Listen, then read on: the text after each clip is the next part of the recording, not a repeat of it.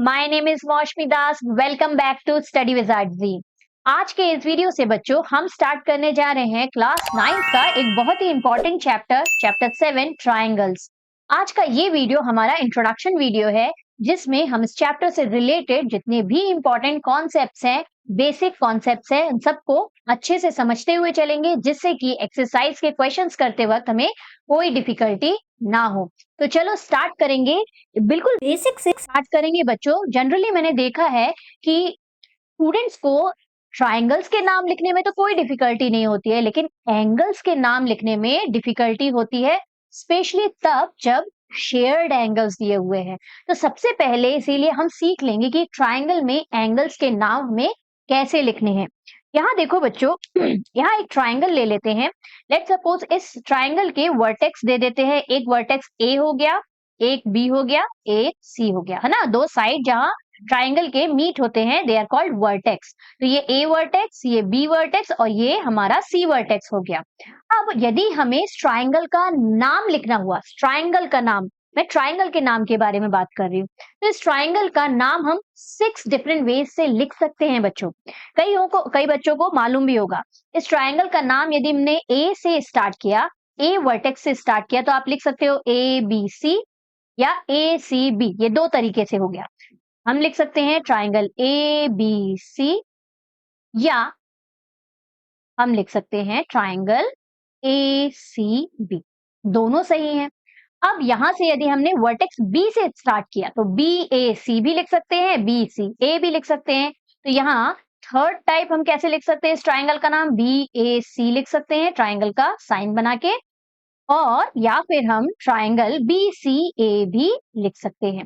इसी तरह से हम सी वर्टेक्स का यूज करके भी दो नाम लिख सकते हैं। ये दोनों नाम आप होमवर्क में मेरे को लिख के बताना, ठीक है। कमेंट सेक्शन में आप कमेंट कर देना, ठीक। तो बन जानी चाहिए, है ना। सी ए बी एक मैंने बता दिया, दूसरा आप खुद लिखना। अब नेक्स्ट मूव करते हैं, एंगल्स के नाम कैसे लिखेंगे। अगेन एक एंगल का नाम बच्चों अगेन हम 3 डिफरेंट वेज में लिख सकते हैं। कैसे, पहले इन सबको हम कर देते हैं erase. Let's erase all this. यहां पे यदि मैंने ए एंगल के नाम को लिखा तो हम क्या लिख सकते हैं। एक तो सिंपली आप एंगल का साइन बना के, ये साइन हमारा ट्रायंगल का होता है क्लोज्ड, और एंगल का साइन इस तरह से बना के, या ए एंगल को फर्स्ट जो मेथड है वो तो हम सिंपली एंगल ए लिख देते हैं, सिंगल लेटर वर्ड, ओके। लेकिन ट्रिपल लेटर वर्ड में भी हम एंगल का नाम लिख सकते हैं। आपको मालूम है एंगल का नाम या फिर हम सिंगल लेटर में लिखते हैं सिंगल अल्फाबेट यूज करके, या हम 3 अल्फाबेट यूज करके लिखते हैं। 2 अल्फाबेट यूज करके हम कभी भी एंगल का नाम नहीं लिख सकते। आगे और बताऊंगी 2 अल्फाबेट का यूज करके हम क्या लिखते हैं। पहले यहाँ एंगल ए हो गया एक तरह, इसी एंगल ए को हम एंगल बी ए सी भी लिख सकते हैं। इसी एंगल ए को हम एंगल सी ए बी भी लिख सकते हैं। मेन बात जो है बच्चों समझने की, वो ये जो एंगल ए है ये हमारे दोनों दूसरे जो लेटर है उनके बीचों बीच आना चाहिए। मतलब जिस एंगल के बारे में हम बात कर रहे हैं, हम ए एंगल का नाम लिख रहे हैं तो इसको हमेशा बीच में लिखना है ना। बाकी जो 2 लेटर्स है या 2 वर्टेक्स जो है उनको आगे पीछे लिख सकते हैं। अब आपकी मर्जी, आप बी से स्टार्ट करें, बी ए सी लिखें, बीच में हमारा ए आना जरूरी है, या सी ए बी लिखो। देखो दोनों में, यहाँ मैंने बी से स्टार्ट किया बी ए सी लिखा, यहाँ सी से स्टार्ट किया सी ए बी, दोनों में बीच में ए आना जरूरी है। ये हुआ हमारे ए वर्टेक्स का नाम, ए एंगल का नाम। इसी तरह से आप बी का क्या नाम लिख सकते हो, सिंपली सिंगल लेटर में तो हम इसे बी लिख सकते हैं, है ना। और या फिर हम बी बीच में आना चाहिए हमारा, है ना। तो एक बार हम ए से स्टार्ट कर देते हैं तो ए बी सी हो जाएगा, और दूसरी बार हम सी से स्टार्ट कर देते हैं तो सी बी ए हो जाएगा, ठीक। बीच में हमारा क्या आना चाहिए, बी आना चाहिए, है ना। तो ये हो गया हमारा सी बी ए, ठीक। इसी तरह से सी एंगल को भी लिखना अब तो बन ही गया होगा आपको। सी एंगल को सिंपली हम सी भी लिख सकते हैं, या फिर हम यहाँ ए से स्टार्ट करें तो ए सी बी हो जाएगा, और बी से स्टार्ट करें तो बी सी ए हो जाएगा। देखो लिख के बताती हूँ मैं, एंगल ए सी बी, देखो सी बीच में आ रहा है, या एंगल बी सी ए, देखो अगेन सी बीच में आ रहा है। तो आप यहाँ पे 2 जो आर्म है वहां से किसी भी वर्टेक्स से आप स्टार्ट कर सकते हो, जिस एंगल के बारे में लिखा जा रहा है वो लेटर बीच में आना चाहिए, ठीक, इस चीज को याद रखना है। अच्छा आगे बढ़ते हैं, ये तो सिंपल, हमें angle, shared angle A B C, कोई भी शेयर्ड नहीं था। शेयर्ड से मतलब मेरा क्या है, देखो यदि मैंने इस लाइन को एक्सटेंड कर दिया तो अब आप देखो, आप इस एंगल का नाम सिर्फ सी नहीं लिख सकते, क्योंकि यदि आपने एंगल सी लिख दिया तो ये भी एंगल सी है भाई, angle B C A is C only, है ना, सिंगल लेटर में यदि हम लिखे तो ये वर्टेक्स सी है। इसी तरह से यहाँ भी तो ये एंगल सी ही है ना, ये भी एंगल सी ही है, तो यहाँ ये दोनों शेयर्ड एंगल हो गए, है ना, एंगल सी जो है वो शेयर्ड एंगल हो गया। तो इस कंडीशन में हमें बच्चों क्या करना चाहिए उसको भी एक बार अच्छे से देख लेते हैं। एक फिगर ले लेते हैं उसके लिए, ये फिगर आपकी एनसीईआरटी बुक से ही मैंने लिया है, क्वेश्चन में ये दिया हुआ है। तो यहाँ ध्यान से देखो, मैक्सिमम बच्चे इसमें बहुत कंफ्यूज होते हैं।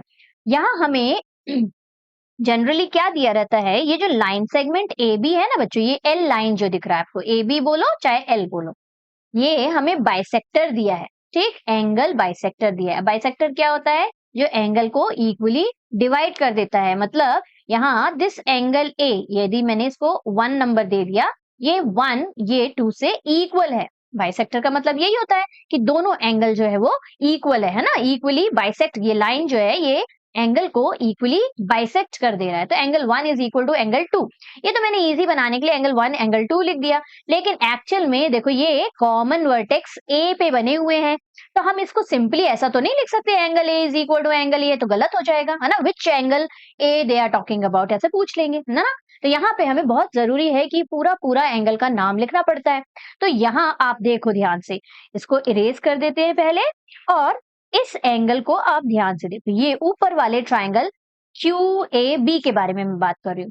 तो देखो मैंने बोल ही दिया, यहाँ बीच में तो हमारा क्या आना चाहिए, A आना चाहिए, और इस A से जुड़ा एक आर्म हमारा AQ है और दूसरा AB है। तो या फिर आप Q से स्टार्ट करके QAB लिख दो, चाहे B से स्टार्ट करके BAQ लिख दो। तो क्या बोला मैंने, आप Q से यदि स्टार्ट करोगे तो angle QA must be in between, बीच में ए आना चाहिए, QAB हो गया।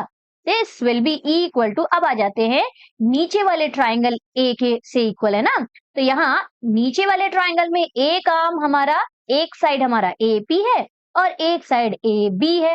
तो यहाँ आप चाहे P से स्टार्ट करो चाहे B से, बीच में हमारा क्या आना चाहिए, A आना चाहिए। तो इस एंगल का नाम हम PAB लिख सकते हैं। तो लिख देते हैं, देखो एंगल PAB। अब ध्यान से देखो, दोनों में एंगल A बीच में आ रहा है।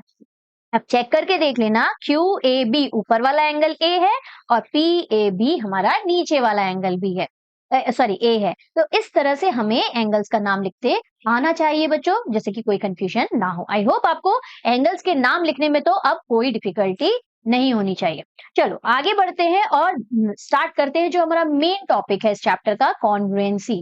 कॉन्ग्रुएंसी से बच्चों मतलब हम ये समझते हैं कि कोई दो फिगर है, ये दोनों फिगर यदि सेम शेप के हैं और सेम साइज के हैं, then these two figure is said to be congruent figure. फिर से देखो, दो फिगर है, लेट्स सपोज एग्जांपल ले लेते हैं, दो सर्कल है, ठीक। अब दोनों सर्कल देखो शेप सेम हो गए, सर्कल मैंने बोला तो दोनों का शेप क्या होगा, सेम ही होगा, सर्कुलर शेप होगा। अब दोनों सर्कल यदि सेम रेडियस के हो गए, लेट्स सपोज 5-5 सेंटीमीटर के दोनों सर्कल हो गए, तो दोनों सर्कल का शेप तो सेम ही था, क्योंकि सर्कल है तो शेप सेम, और दोनों के साइज भी सेम होंगे, क्यों, रेडियस सेम है। तो इस तरह के फिगर जो एक दूसरे को सुपर इम्पोज कर देते हैं, उन फिगर्स को हम क्या बोलते हैं, कॉन्ग्रुएंट फिगर, जिनके साइज और शेप दोनों सेम होते हैं। तो बस इतनी चीज आपको याद रखनी है कि वो फिगर जिनके साइज और शेप दोनों बिल्कुल सेम हो, एक यदि आपने ऊपर रखा तो नीचे वाला फिगर दिखाई ही ना दे, वो फिगर क्या होते हैं, कॉन्ग्रुएंट फिगर होते हैं। जैसे एक ओरियो बिस्किट के नीचे यदि आपने दूसरा ओरियो बिस्किट रख दिया, तो क्या आपको नीचे वाला ओरियो दिखेगा, नहीं दिखेगा ना, खा लिया होगा किसी ने और क्या। तो ये जो सेम शेप वाले होते हैं वो कॉन्ग्रुएंट फिगर होते हैं। ओके, अच्छा देख लेते हैं इसकी डेफिनेशन को एक बार। Congruent means equal in all respect, हर तरह से इक्वल, साइज भी इक्वल, शेप भी इक्वल, है ना।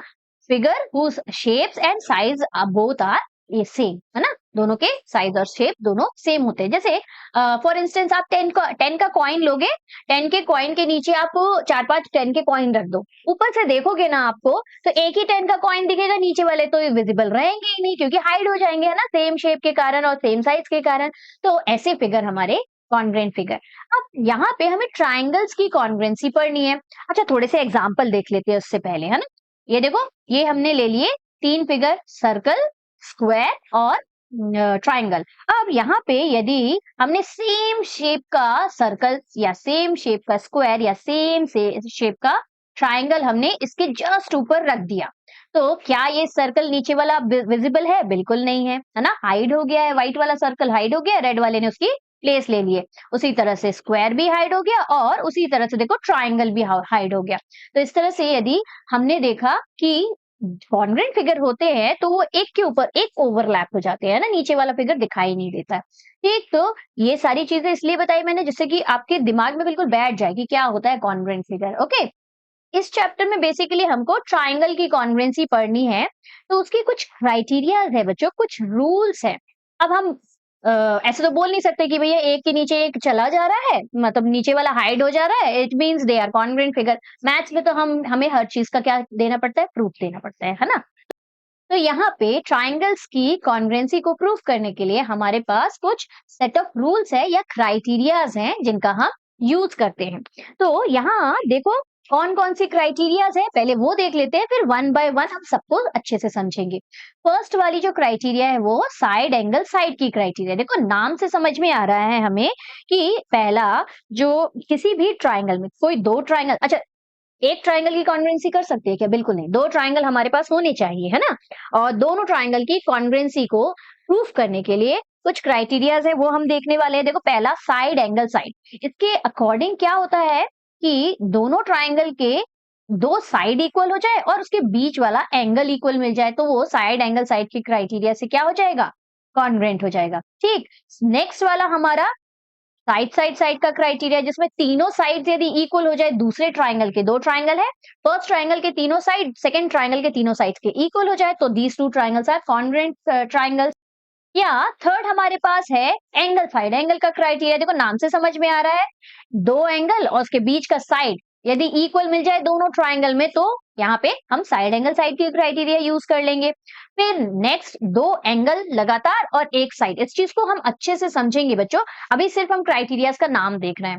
फिर लास्ट वाला जो है ना right angle hypotenuse and side में लिखना भूल गई, यहाँ पे साइड भी आएगा। तो देखो नाम से समझ में आ रहा है, राइट एंगल दिया है मतलब ये राइट एंगल ट्राइंगल हमें लेना है जिसका एक एंगल तो हमारा 90 डिग्री का होना ही है और एक हाइपोटेन्यूज हो जाएगा और any of the two sides, दोनों में से कोई भी एक साइड यदि दूसरे ट्राइंगल के 90 डिग्री, तो ऑब्वियसली दोनों राइट एंगल ट्राइंगल है, एक 90 डिग्री तो मिल ही जाएगा। हाइपोटेन्यूज भी इक्वल है, though they are not looking like equal here, है ना, यहाँ पे एक छोटा बन गया है, मतलब मैं बनाना चाहती थी equal but it is not possible, है ना। तो समझ जाना हाइपोटेन्यूज यदि सेम है, 90 डिग्री के दोनों ट्राइंगल्स हैं और एक साइड, कोई भी एक साइड या फिर ये वाला हो जाए इसके इक्वल या फिर ये वाला हो जाए इसके इक्वल, तो दोनों ट्राइंगल्स क्या हो जाएंगे? कॉन्ग्रुएंट हो जाएंगे। इस चीज को थोड़ा और डिटेल में समझते हैं हम। चलो आगे बढ़ते हैं और वन बाय वन हम सारी क्राइटेरियाज को समझ लेते हैं। अच्छा एक चीज बहुत इंपॉर्टेंट चीज, अभी अभी हम आगे पढ़ेंगे उस चीज को, कि जब भी दो ट्राइंगल्स हम इन पांचों क्राइटेरिया, पांच क्राइटेरियाज हमने देखे, इन पांचों क्राइटेरियाज में से किसी भी क्राइटेरिया से यदि आपके दो ट्राइंगल्स कॉन्ग्रुएंट हो जाते हैं ना बच्चों, तो बाकी जितने भी साइड बचे हुए हैं या जितने भी एंगल्स बचे हुए हैं वो सारे के सारे इक्वल हो जाते हैं और इन्हें हम बोलते हैं corresponding parts of congruent triangle.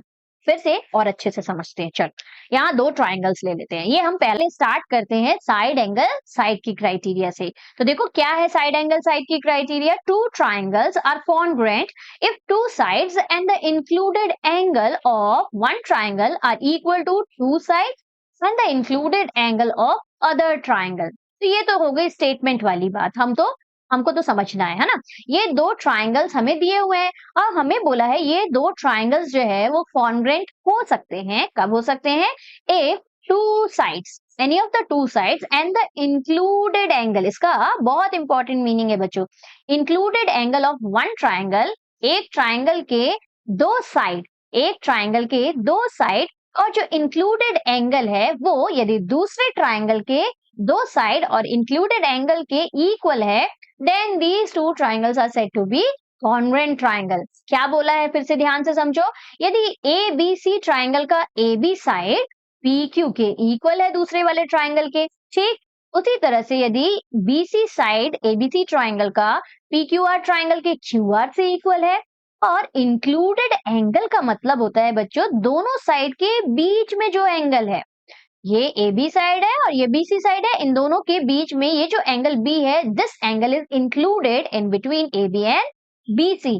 तो बी यदि क्यू के इक्वल है, क्या बोला मैंने फिर से लिख लेते हैं यहाँ पे, ए बी साइड यदि दूसरे ट्राइंगल के, हम कौन से दो ट्राइंगल ले रहे हैं पहले वो लिख लेते हैं, ट्राइंगल ए बी सी लिया है मैंने और दूसरा हमने लिया है ट्राइंगल पी क्यू आर, ठीक।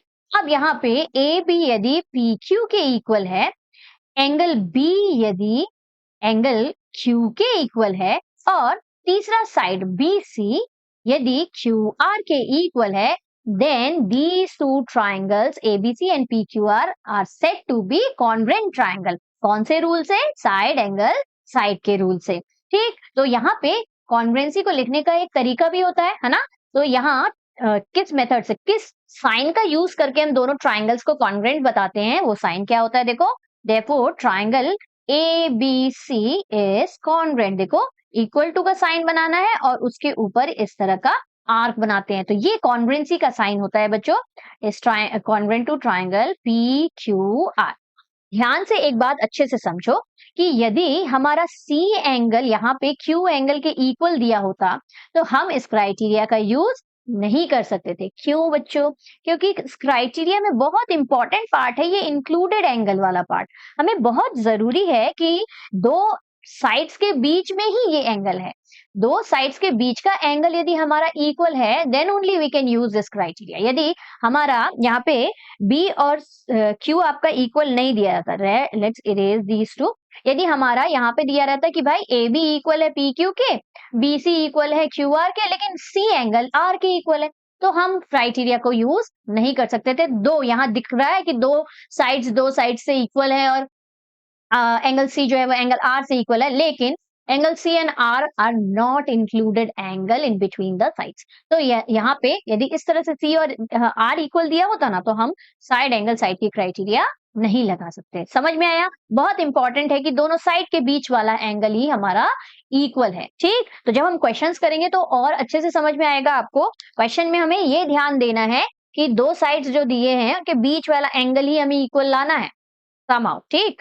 तो इन छोटी छोटी बातों को आप याद रखेंगे तो क्वेश्चंस करते वक्त आपको बहुत इजी होगा बच्चों।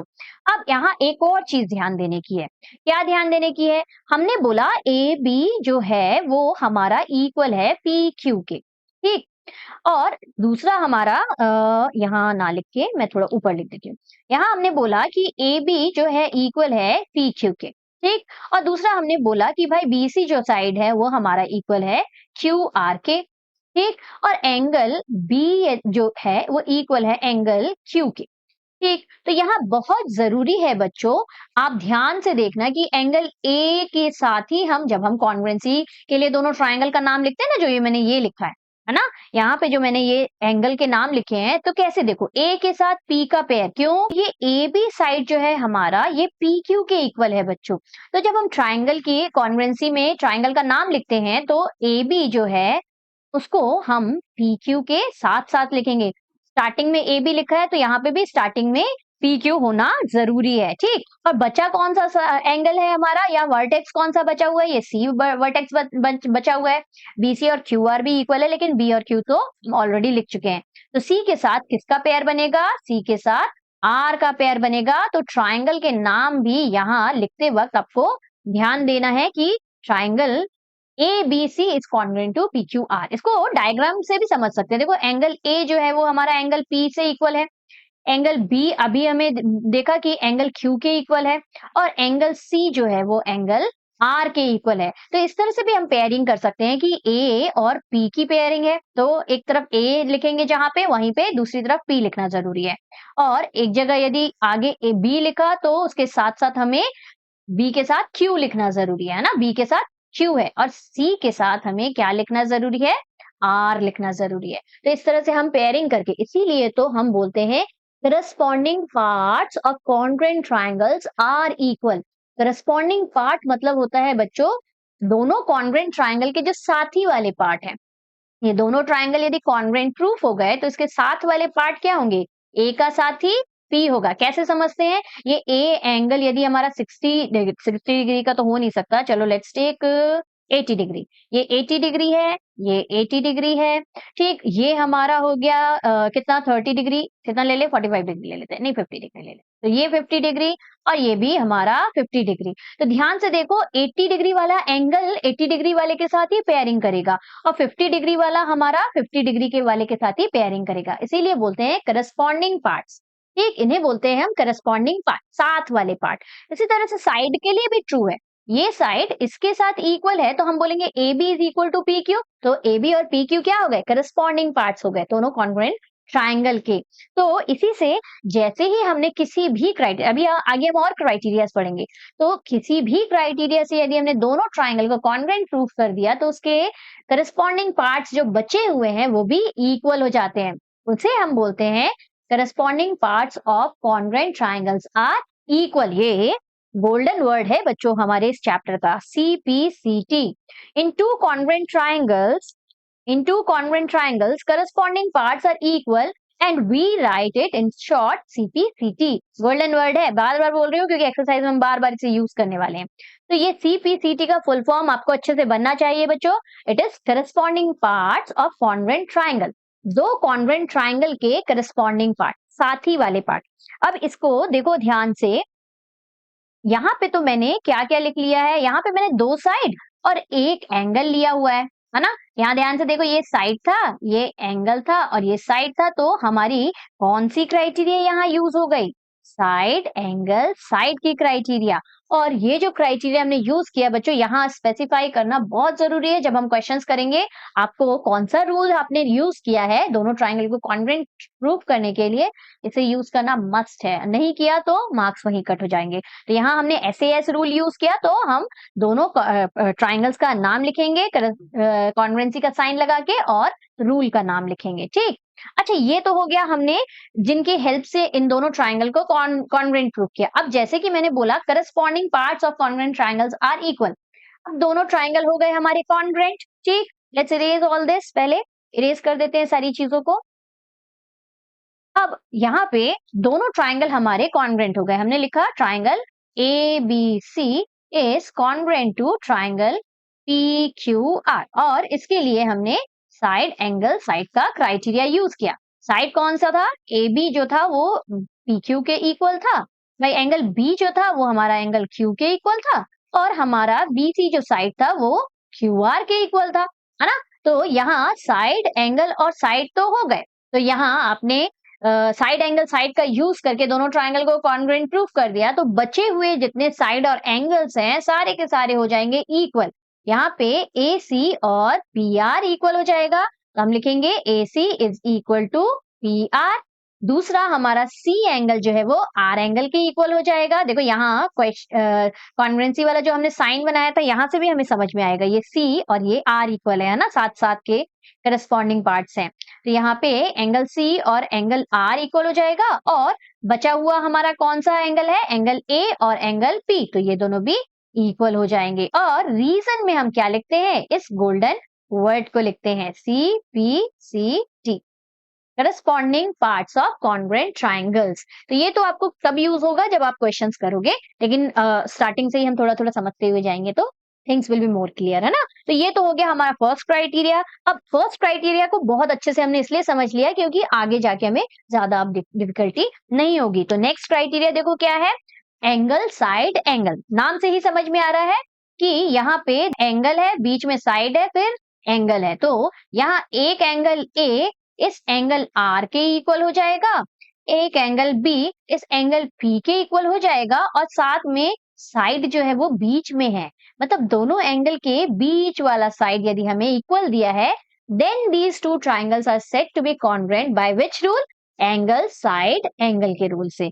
स्टेटमेंट को भी एक बार पढ़ लेते हैं, टू ट्राइंगल्स आर कॉन्ग्रुएंट, दो ट्राइंगल कॉन्ग्रुएंट होंगे if two angles and included side, देखो ये वर्ड इसीलिए इतना इंपॉर्टेंट होता है। इंक्लूडेड साइड मतलब दोनों साइड के दोनों एंगल के बीच का ही हमें साइड लेना है। यदि ये वाला साइड कोई बाहर वाला साइड यदि दे दिया जाए या इक्वल दिया जाए तो हम इसे नहीं ले सकते, ठीक।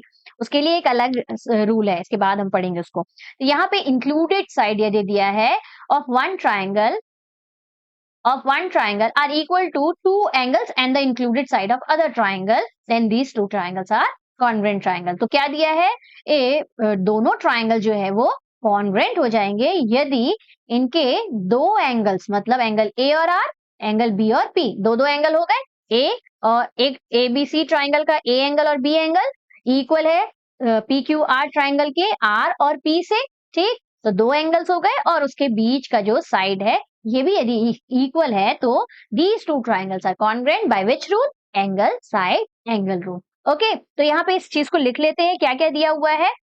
एंगल ए जो इक्वल है एंगल आर से, एंगल बी इक्वल है एंगल पी से, और ए बी इक्वल है हमारा आर पी से। देखो ध्यान से नाम लिखना जरूरी है बच्चों। यहाँ हमारा दिख रहा है कि ये एंगल ए जो है ये एंगल आर के इक्वल दिया है, एंगल पी जो है यहाँ पे हमने एंगल बी के इक्वल लिया है। अब ट्राइंगल का नाम तो फिर आप कैसे लिखोगे, ध्यान देने की बात वहां पे है। यहाँ पे हमने एंगल ए के साथ एंगल आर को इक्वल बताया है ना, और एंगल बी के साथ हमने एंगल पी को इक्वल बताया है। तो यहाँ पे ट्राइंगल का नाम पहले वाले का बचा हुआ लेटर लिख लेते हैं, ए बी हो चुका है, सी वर्टेक्स बचा है तो सी लिख लिया। यहाँ पे आर पी वर्टेक्स हो चुके हैं, बचा कौन सा वर्टेक्स है, क्यू। तो दोनों ट्राइंगल का नाम देखो चेंज हो गया है। फर्स्ट वाला ट्राइंगल तो हमारा ए बी सी है, लेकिन क्योंकि हमारा ए एंगल आर एंगल के इक्वल है दूसरे वाले ट्राइंगल के, तो हमें आर ए का साथी है, देखो आर ए के साथ लिखना पड़ा क्योंकि करस्पॉन्डिंग पार्ट्स ए और आर है, ठीक। उसी तरह से हमने बी को पी के साथ, क्योंकि बी किसके इक्वल है, पी के इक्वल है। तो यहाँ पे इन छोटी छोटी बातों का आपको बहुत ध्यान रखना है बच्चों, जिससे कि क्वेश्चन करते वक्त हमारा कोई मिस्टेक ना हो। तो सिंपल आपको याद रखना है, ए के साथी आर, बी का साथी पी, और बचा हुआ जो वर्टेक्स है वो दोनों एक दूसरे के साथी। तो ये दोनों ट्राइंगल हो गए कॉन्ग्रुएंट बाय विच रूल, ये हो गया एंगल और यहाँ साइड है और यहाँ एंगल, एंगल साइड एंगल। अच्छा साइड को बीच में लिख देते हैं, चलो यहाँ पे एंगल हटा के angle B is equal to angle P लिख देते हैं, ठीक। तो ये हो गया हमारा एंगल साइड एंगल की क्राइटेरिया से ये दोनों ट्राइंगल। और जैसे कि मैंने बोला कि रूल लिखना बहुत जरूरी है, यहाँ आप एंगल साइड एंगल का रूल यूज कर रहे हैं तो लिख देंगे। अब सीपीसीटी गोल्डन वर्ड का यूज कर लेते हैं, दोनों ट्राइंगल हो गए कॉन्ग्रुएंट। तो बचे हुए जो पार्ट है कौन सा ए सी बचा है इस ट्राइंगल का, तो ए सी विल बी इक्वल टू दूसरे वाले ट्राइंगल के आर क्यू साइड से इक्वल हो जाएगा आर क्यू के, बी सी जो है पी क्यू के इक्वल हो जाएगा। तो लिख लेते हैं बी सी हो गया इक्वल किसके, पी क्यू के, और बचा हुआ एंगल सी इक्वल हो जाएगा एंगल क्यू के। और यहाँ पे रीजन में अगेन गोल्डन वर्ड सीपी सीटी, corresponding parts of congruent triangles, ठीक। तो ये समझ में आ गया angle side angle. Next criteria है हमारी एंगल एंगल साइड की क्राइटेरिया। देखो नाम से ही समझ में आ रहा है कि दो एंगल लगातार आएंगे और एक साइड बाद में आएगा। तो यहाँ पे यदि एंगल ए और एंगल आर इक्वल है, एंगल बी और एंगल पी इक्वल है, लेकिन इंक्लूडेड साइड इक्वल नहीं है, A B is not equal to P R, इसकी जगह हमारा कोई भी दूसरा साइड इक्वल है, BC let's take BC is equal to P Q, ठीक, ये साइड इक्वल है। तब हमारी कौन सी क्राइटेरिया यूज होगी, एंगल एंगल साइड की क्राइटेरिया। देखो एंगल एंगल लगातार आगे, ये साइड तो इक्वल दिया नहीं है तो हम साइड को ले नहीं सकते, तो एंगल एंगल साइड की क्राइटेरिया यहाँ यूज होगी। ये नहीं बोल देना कि मैम यहाँ से यदि आएंगे तो क्लॉकवाइज यदि आए तो एंगल फिर साइड आ रहा है, अरे भैया ये एंगल छूट रहा है ना, एक साइड भी छूट रहा है, दो चीज एक साथ नहीं छोड़ सकते, हाँ गलत बात। यहाँ से एक एंगल, ये एंगल और फिर साइड, ठीक। तो यहाँ एंगल एंगल साइड की क्राइटेरिया, इस क्राइटेरिया में और पीछे वाले जो हमने क्राइटेरिया किया इन दोनों में बच्चे बहुत कंफ्यूज होते हैं, इसीलिए इस चीज को ध्यान से देखो, क्योंकि क्राइटेरिया आपने यदि गलत लिखा बच्चों एग्जाम में तो आपका मार्क्स वहां पे कट हो जाता है। तो इम्पोर्टेंट बात यह है कि दो एंगल उसके बाद फिर साइड, इंक्लूडेड साइड याद रखना, इंक्लूडेड साइड यदि ना हो, दोनों एंगल के बीच में इंक्लूडेड साइड यदि ना हो तब एंगल साइड की क्राइटेरिया को यूज करते हैं। ओके, और यदि इंक्लूडेड साइड हो गया तो ऑब्वियसली एंगल साइड एंगल की क्राइटेरिया यूज करेंगे, है ना। तो यहाँ हमारा क्या दिया हुआ है, यहाँ हमारा angle A is equal to angle R दिया है, फिर angle B is equal to angle P दिया है, और लास्ट में हमें B C is equal to P Q दे दिया है। ठीक, तो हमारा देखो एंगल साइड की क्राइटेरिया से दोनों ट्राइंगल क्या हो गए, कॉन्ग्रुएंट। यहाँ पे अगेन नाम देखो वैसे ही आ रहे हैं, एंगल ए बी सी यदि हमने यहाँ लिखा is congruent to angle A के साथ एंगल आर का पेयर बन रहा है, तो यहाँ एंगल आर आ जाएगा। बी के साथ पी का पेयर बन रहा है, तो यहाँ पे पी आएगा, और बचा कौन सा, क्यू बचा, तो यहाँ पे सी के साथ क्यू का पेयर। और कौन सी क्राइटेरिया यूज करी, एंगल साइड, ये लिखना बहुत मस्ट है। अब यहाँ ध्यान दे एक चीज और, बहुत मिस्टेक जो बच्चे करते हैं, यहाँ पहले जो 3 क्राइटेरियाज हमने लिखे ना, 3 पॉइंट्स जो हमने लिखे, वो एक ही ट्राइंगल के होने जरूरी है। यहाँ पे पहले जो हमने 3 एंगल्स और साइड लिखे ना, वो ट्राइंगल ए बी सी के है। ये हम मिक्स एंड मैच नहीं कर देना कि एक तरफ एंगल ए बी सी के कुछ पार्ट्स लिख दिए और नीचे आए तो हमने पी क्यू आर के कुछ पार्ट्स लिख दिए, नहीं।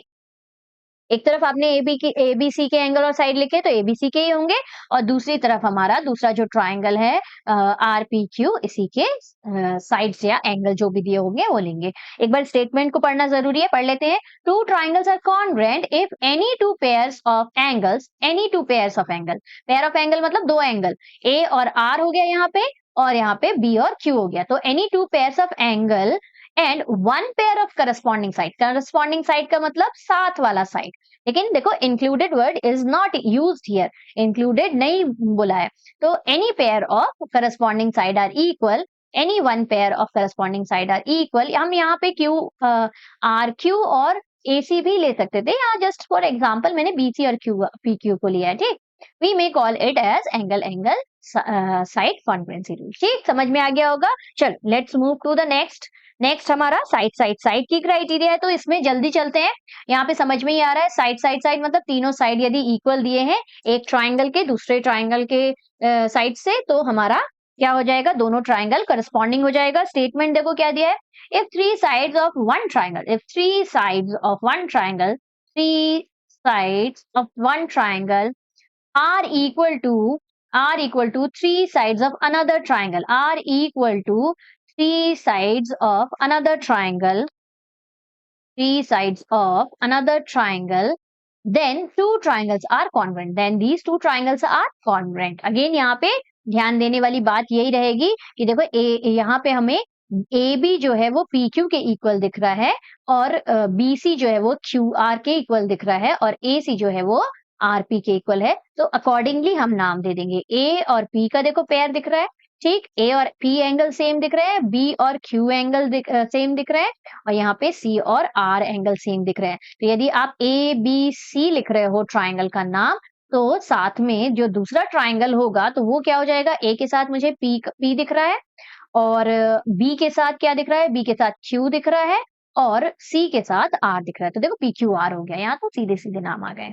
ठीक, तो इस तरह से नाम लिखते वक्त थोड़ा सा ध्यान देना, और बाकी तो समझ में आ ही गया है। यहाँ पे दोनों ट्राइंगल के साइड्स इक्वल दिए हुए हैं, मतलब ए बी इक्वल दिया हुआ है पी क्यू के, बी सी इक्वल दिया हुआ है, बी तो बहुत ही स्पेशल आ गया, बी सी दिया हुआ है क्यू आर के, और थर्ड हमारा सी ए दिया हुआ है, सी ए ले लो चाहे ए सी ले लो आर पी के। ठीक, तो देखो साइड, तो दोनों ट्राइंगल हो गए congruent by which rule, triangle A B C is congruent to triangle P Q R by side rule. ठीक, अब यहाँ पे ध्यान देना कि अब एंगल करस्पॉन्डिंग साइड्स, हाँ गोल्डन वर्ड तो बिल्कुल भूलना नहीं है। यहाँ यदि दोनों ट्राइंगल कॉन्ग्रुएंट हो गए तो एंगल ए जो है वो इक्वल हो गया एंगल पी के, एंगल ए पी के इक्वल हो गया, देन बी क्यू के इक्वल हो जाएगा, B is equal to angle Q, और angle C is equal to angle R. और यहाँ रीजन में हम क्या लिखेंगे, हमारा जो गोल्डन वर्ड है C P C T, corresponding parts of congruent triangle. दोनों ट्राइंगल हो गए हैं हमारे कॉन्ग्रुएंट, तो इसके जितने भी पार्ट्स बचे हुए हैं वो सारे हो जाएंगे इक्वल। ठीक, corresponding parts of congruent triangles are always equal. ठीक, ये बहुत ही अच्छा वर्ड है, मतलब बहुत ही यूजफुल वर्ड है इस चैप्टर के लिए, इसलिए बार बार मेरा आ ही जाता है ना। यहाँ पे देखो लास्ट वाला जो है इंपॉर्टेंट है, यहाँ पे क्या मिस्टेक करते हैं बच्चों मैं वो बताऊंगी। ठीक, जब क्वेश्चन हम करते हैं ना तो जनरली बच्चे क्या मिस्टेक कर देते हैं वो बताएंगे, वो हम डिस्कस कर लेते हैं, क्योंकि यहाँ समझ में तो आ ही रहा है कि राइट एंगल, हाइपोटेन्यूज और साइड, मैंने स्टार्टिंग में भी बताया है ना कि एक एंगल हमारा 90 डिग्री का होना चाहिए, तो ये राइट एंगल ट्राइंगल का यहाँ angle B is equal to angle R is equal to 90 degree आ रहा है, दोनों इक्वल। फिर हाइपोटेन्यूज इक्वल मिल जाए, A B is equal to P Q मिल जाए, ठीक। और any of the two side, मतलब बीसी और क्यू आर भी इक्वल मिल सकते हैं या फिर A B is equal to P R भी मिल जाए, दोनों में से कोई भी एक मिल जाए। यहाँ पे BC is equal to Q R हम ले लेते हैं, तो ये देखो ये आर एच और एस टी का क्राइटेरिया से दोनों ट्राइंगल क्या हो जाएंगे, triangle A B C, A B C is congruent to triangle P R Q हो रहा है। ध्यान दिया कि नहीं, आर एच एस, देखो करते करते अपने आप दिमाग में आ जाता है। यहाँ पे बी एंगल जो है वो आर एंगल के इक्वल है, तो हमारा बी का साथी कौन हो गया, बी का हमारा साथी करस्पॉन्डिंग पार्ट है आर। यहाँ पे जब आप ट्राइंगल का नाम लिखोगे तो बी के साथ आर को लिखोगे, है ना। तो यहाँ पे हमारा आरएचएस के क्राइटेरिया से दोनों ट्राइंगल कॉन्ग्रुएंट हो जाएंगे, तो बचे हुए जितने साइड्स और एंगल है वो तो इक्वल हो जाएंगे, ये तो मैटर ही नहीं है। लेकिन यहाँ गलती कहाँ होती है बच्चों, बच्चों यहाँ आपने देखा, यहाँ पे हमने एक साइड लिया है, यहाँ एक साइड है, यहाँ एक एंगल है और यहाँ एक साइड है ना। यदि यदि दो राइट एंगल ट्राइंगल ही दिए हैं, दो राइट एंगल ट्राइंगल ही दिए हैं, राइट एंगल ट्राइंगल देख के ही ये आरएचएस की क्राइटेरिया यूज कर सकते हैं, इसमें ये करेक्ट नहीं है। कभी कभी हमें क्या कर देते हैं, हमें दे देते हैं क्वेश्चंस में ऐसा होता है, लेट्स इरेज दिस, क्वेश्चन में ऐसा दे देंगे कि भाई ए बी जो है वो इक्वल है आपका पी आर से, एंगल बी और एंगल आर जो है वो परपेंडिकुलर है, तो they are of 90 degree, perpendicular 90 degree के होते हैं, ठीक। और हमारा बी सी इक्वल है पी आर से। अब यहाँ ध्यान देने वाली बात देखो क्या है, hypotenuse is not given equal, है ना, हाइपोटेन्यूज हमारा इक्वल गिवन नहीं दिया है, तो यहाँ हम आरएचएस की क्राइटेरिया नहीं लगाएंगे।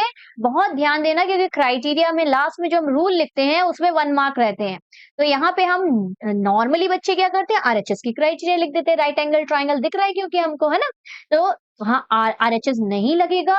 यहाँ हमारा क्योंकि हाइपोटेन्यूज ही नहीं दिया है, तो इस कंडीशन में कौन सा, देखो ये वाली जो कंडीशन मैंने लिखी, इस कंडीशन में हमारी कौन सी क्राइटेरिया लग रही है, ये हमारा साइड है, यहाँ एंगल दिया हुआ है और ये भी हमारा साइड है, तो यहाँ हमारी ये, let's change the colour and right, क्योंकि सब एक जैसा दिख रहा है, फिर ये हमारी साइड है ए बी और पी आर, ये हमारा एंगल है ना, और बी सी और पी आर भी हमारी साइड है, हाइपोटेन्यूज नहीं है, तो यहाँ साइड एंगल साइड का रूल लग रहा है, साइड एंगल साइड के क्राइटेरिया से दोनों ट्राइंगल कॉन्ग्रुएंट हो जाएंगे, ठीक। तो इस चीज का ध्यान देना कि 90 डिग्री वाला ट्राइंगल देख के ही आरएचएस लगा दिया नहीं, हमें ध्यान देना है कि हाइपोटेन्यूज है कि नहीं। यदि हाइपोटेन्यूज है और एक साइड दिया है, 90 डिग्री तो आपको दिख ही रहा होगा, विजिबल होगा, परपेंडिकुलर दिया रहता है, तो हाइपोटेन्यूज यदि है तो आरएचएस, यदि हाइपोटेन्यूज नहीं है तो साइड एंगल साइड की क्राइटेरिया लगती है। ओके, तो यही सब छोटी छोटी बातें जो मिस्टेक करते हैं बच्चे, वही मैं आपको और स्पेसिफाई करके बता रही हूँ, जैसे एग्जाम के टाइम, सॉरी, क्वेश्चन करते वक्त या एग्जाम के टाइम भी ये गलतियां ना हो, है ना। नेक्स्ट देखिए क्या है हमारा टॉपिक, नेक्स्ट है हमारा थ्योरम 7.2। बच्चों बहुत इंपॉर्टेंट थ्योरम है, इस थ्योरम का यूज हमारे एक्सरसाइज में बहुत ज्यादा है, इस स्टेटमेंट को तो आपको अच्छे से याद कर लेना है, एक बार हम यहाँ पे समझ लेंगे तो आपको स्टेटमेंट खुद ही याद हो जाएगी। क्या दिया है देखो स्टेटमेंट में, angles opposite to equal sides of an isosceles triangle are equal, इसको अच्छे से समझ लेते हैं।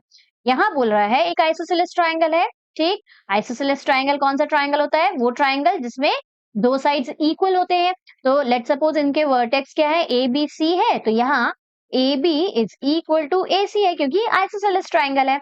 यहाँ स्टेटमेंट में बोल रहा है कि angles opposite to equal side के अपोजिट में जो एंगल्स है, तो देखो ए बी के अपोजिट में एंगल सी है और ए सी के अपोजिट में एंगल बी है, तो angles opposite to equal sides of an isosceles triangle are equal. तो हमें प्रूफ करना है कि इन इक्वल साइड्स के अपोजिट में जो एंगल है बी और सी, ये दोनों भी इक्वल हैं, ठीक। तो देखो थ्योरम है तो हमें गिवन टू प्रूफ और कंस्ट्रक्शन यदि रहा तो कंस्ट्रक्शन अप्रूव तो करना ही पड़ता है ना। यहाँ गिवन में क्या दिया है, गिवन में हमें बोला ही है कि आइसोसेलेस ट्राइंगल है। आइसोसेलेस ट्राइंगल है, इट मींस इसके दो साइड्स तो इक्वल है, तो गिवन में हमें क्या लिखना है, A B is equal to A C लिख लेना है। और टू प्रूफ में हमें एंगल्स को इक्वल प्रूफ बताना है। इतना समझ में आ गया? तो चलो आगे कैसे लिखेंगे ये देख लेते हैं। एक ट्राइंगल ले लेते हैं हम, ठीक, इसे दे देते हैं हम नाम ए बी और सी। ठीक, ये हो गया हमारा आइसोसेलेस ट्राइंगल। तो गिवन में हम क्या लिख लेंगे, as I told you just now, A B is equal to A C. यहाँ A B C is an isosceles triangle, isosceles triangle. ठीक, दोनों में से आप जो गिवन लिखना चाहो, दोनों गिवन सही है। ओके, अब इसको प्रूफ करने के लिए हमें टू प्रूफ क्या करना है, पहले वो भी लिख लेते हैं। प्रूफ हमें करना है कि भाई ये जो एंगल्स हैं इनके अपोजिट में एक एंगल बी है और एक एंगल सी है, ये दोनों इक्वल है, ये हमें प्रूफ करना है। Angle B is equal to angle C हमें प्रूफ करना है। तो इसको प्रूफ करने के लिए बच्चों यहाँ पे एक कंस्ट्रक्शन आपको याद रखना पड़ेगा। बहुत इजी सा हमारा थ्योरम है। मालूम ही है, ट्राइंगल चैप्टर पढ़ रहे हैं तो दो ट्राइंगल हमें जरूरत ही है। दो ट्राइंगल लेंगे, दोनों ट्राइंगल की कॉन्ग्रुएंसी प्रूफ करेंगे, हमारा सारा प्रॉब्लम सॉर्ट आउट हो जाएगा। ओके, यहाँ पे भी हमें दो ट्राइंगल चाहिए, तो उसके लिए हम करेंगे कंस्ट्रक्शन। एक परपेंडिकुलर ड्रॉ कर देंगे ए डी को। ठीक, तो यहाँ पे कंस्ट्रक्शन में क्या लिख देंगे, कंस्ट्रक्शन में लिखेंगे draw a line A D perpendicular to B C. अब ये यदि परपेंडिकुलर है तो बच्चों ये 90 डिग्री का हो जाएगा और ऑब्वियसली ये भी 90 डिग्री का हो जाएगा, है ना। तो इसका यूज करेंगे हम, और कौन सा रूल यूज करेंगे वो आप बताना मेरे को। ओके, अभी इस बार मैं ही बता दूंगी, नेक्स्ट टाइम आप बताना। ठीक, प्रूफ स्टार्ट करते हैं। प्रूफ में अच्छा ध्यान से देखना, प्रूफ हम जब भी स्टार्ट करते हैं तो हमें दो ट्राइंगल की, अभी मैंने बोला कॉन्ग्रुएंसी प्रूफ करनी है। देखो करना क्या है, दो ट्राइंगल हमें मिल गए हैं, दोनों ट्राइंगल की हम कॉन्ग्रुएंसी प्रूफ करेंगे। दोनों ट्राइंगल कॉन्ग्रुएंट प्रूफ हो गए तो इसके सारे साइड्स और एंगल क्या हो जाते हैं, इक्वल हो जाते हैं, सीपी से मैंने बोला, है ना। तो यहाँ पे हमें कॉन्ग्रुएंसी प्रूफ करनी है। एक ट्राइंगल ए बी डी ले लेते हैं, एक ट्राइंगल ए सी डी ले लेते हैं। तो यहाँ जब हम प्रूफ स्टार्ट करते हैं तो सबसे पहले हमें दोनों ट्राइंगल का नाम लिखना मस्ट है। तो कौन से दो ट्राइंगल ले रहे हैं, in triangle A B D and triangle A C D, ये दोनों ट्राइंगल लेंगे। अच्छा, यहाँ पे हमें जो गिवन दिया रहता है उसका यूज तो मस्ट है, सबसे पहले इसका यूज कर लेना चाहिए। तो हमें A B is equal to A C दिया हुआ है ना, ये हमें गिवन में दिया हुआ है।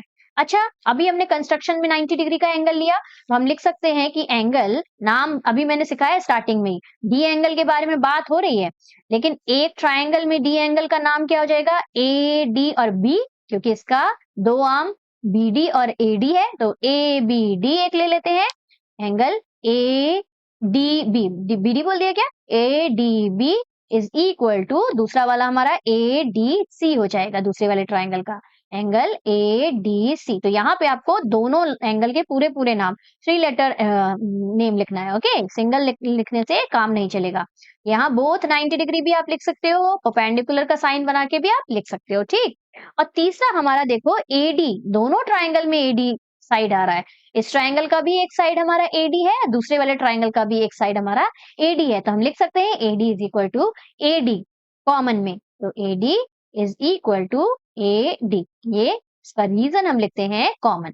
यहाँ पे कौन सी क्राइटेरिया लग रही है, यहाँ देखो A B is equal to A C है। अब ए बी और ए सी आपको क्या लगता है क्या है, ये दोनों ट्राइंगल का हाइपोटेन्यूज है ना। ये 90 डिग्री के सामने वाली जो लॉन्गेस्ट साइड होती है वो हाइपोटेन्यूज होती है, तो यहाँ हमारा एच है, यहाँ एंगल डी और डी दोनों राइट एंगल ट्राइंगल है ना, और AD is equal to AD ही हमारा एक साइड है।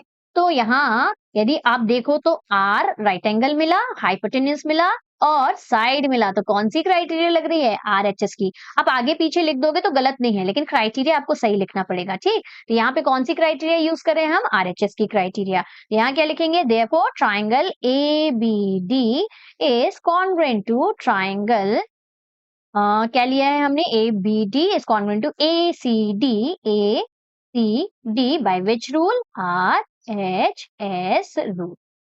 तो दोनों हो गए हमारे कॉन्ग्रुएंट। देखो इसी तरह से आपको क्वेश्चंस को भी सॉल्व करना है बच्चों, प्रूव दैट वाले जो क्वेश्चंस आपको आगे मिलने वाले हैं ट्राइंगल। प्रूव दैट वाले जो क्वेश्चन है उनको भी आपको ऐसे ही सॉल्व करना है। इसी तरह के आपको क्वेश्चंस भी मिलने वाले हैं बच्चों। तो हमको ध्यान देना है कि गिवन में हमें क्या चीज दिया हुआ है और हमें प्रूफ क्या करना है। उसी के हिसाब से हम क्राइटेरियाज का यूज करेंगे। जैसे हमारे इस थ्योरम को सॉल्व करने के लिए हमने आरएचएस की क्राइटेरिया यूज किया। ओके, तो क्योंकि दोनों ट्राइंगल हो गए कॉन्ग्रुएंट, देयरफॉर फर्स्ट वाले ट्राइंगल का एंगल बी इक्वल हो जाएगा सेकेंड वाले ट्राइंगल के एंगल सी के साथ by C P C T. तो इस तरह से हमने प्रूफ कर दिया कि एंगल बी इक्वल है एंगल सी के। तो ये हो गई हमारी क्या, फर्स्ट थ्योरम 7.2। इसी तरह का हमें एक और थ्योरम दिया हुआ है बच्चों, उसमें हमें एंगल्स इक्वल दिए हुए हैं और साइड हमें इक्वल प्रूफ करना है। तो सेम यही इसी मेथड से करेंगे। एंगल इक्वल दिया हुआ है तो हमारा एंगल बी, यहाँ लेट्स चेंज द कलर, मैं शॉर्ट में आपको बता देती हूँ। ठीक, वहां पे हमें स्टेटमेंट में क्या दिया होगा, यहाँ पे दिया होगा side opposite to equal angles, मतलब एंगल्स इक्वल दिया है। गिवन में हम एंगल्स लिखेंगे, टू प्रूफ में हम साइड लिखेंगे और हमें सेम यही कंस्ट्रक्शन करना है। यहाँ पे ए डी ही बनाना है। यहाँ पे दोनों ट्राइंगल की कॉन्ग्रुएंसी करते वक्त तो थोड़ा सा ध्यान रखना है क्योंकि क्राइटेरिया चेंज हो जाएगा। यहाँ हमें गिवन में एंगल बी और एंगल सी इक्वल दिया हुआ है ना। हमें प्रूफ क्या करने को बोलेगा, हमें प्रूफ करने को बोलेगा भैया A B is equal to A C है, ये प्रूफ करो। तो एक हमें गिवन में angle B is equal to angle C दे दिया है। कंस्ट्रक्शन का यूज करके हमने angle A D B is equal to angle A D C ले लेना है। जैसे अभी इस वाले में लिया हमने, यहाँ पे लिया जो 90 डिग्री। और थर्ड हमारा वो जो A D is equal to A D मिल रहा है common side, A D is equal to A D. ये दोनों तो हमारे दोनों प्रूफ में यूज होने हैं। बस हमें एक में साइड लेना है और एक में एंगल लेना है। तो इसके हिसाब से हमारा जो रूल है वो भी चेंज हो जाएगा। यहाँ कौन सा क्राइटेरिया यूज हो रहा है, देखो यहाँ पे हमने लेट्स मार्क इट फर्स्ट, तो जैसे कि आपको और अच्छे से समझ में आ जाए। हमने एडी लिया है इक्वल से एडी, तो यहाँ एडी इक्वल टू एडी लिया हुआ है हमने। दूसरा हमने एंगल बी और एंगल सी को इक्वल लिया है। इसको इरेज कर देते हैं, ये तो हमने लिया नहीं है, ये तो हमें प्रूव करना था। ऑल्सो हमने एंगल डी और इस तरफ के एंगल डी को इक्वल लिया है। तो यहाँ ध्यान से देखो, यहाँ एंगल आया, फिर यहाँ एंगल आया और यहाँ साइड आ गया। तो लाइन से दो एंगल और एक साइड, तो कौन सी क्राइटेरिया लग रही है यहाँ पे हमारी एंगल साइड की क्राइटेरिया लग जाएगी। तो बस इसी चीज का आपको ध्यान देना है। जो अपना सेकंड वाला थ्योरम, लास्ट थ्योरम है, देखो यही स्टेटमेंट है। स्टेटमेंट को आपको याद करना जरूरी है बच्चों, क्योंकि इसका यूज है हमें। The sides opposite to equal angles of a triangle are equal. हमें प्रूफ करना है कि एक ट्राइंगल है, उसके इक्वल एंगल्स इक्वल यदि है, एंगल्स यदि इक्वल है तो उसके अपोजिट में जो साइड्स होंगे वो भी इक्वल होंगे। ठीक, तो यहाँ हमें एंगल्स इक्वल ये गिवन में दिया हुआ होता है, तो ये हम गिवन में ले लेते हैं और टू प्रूव में हम साइड्स लिखते हैं। ठीक, टू प्रूव में हमको साइड लिखना है। तो यही कुछ बातें थी जो आपको जाननी बहुत जरूरी थी बच्चों ट्राइंगल चैप्टर को स्टार्ट करने के पहले। आई होप आपको सारे कॉन्सेप्ट्स अच्छे से क्लियर हो गए होंगे। यदि हाँ तो लाइक जरूर करना। ओके, चलो मिलते हैं एक्सरसाइज 7.1 के फर्स्ट क्वेश्चन के साथ। Till then take care, keep practising maths, bye bye.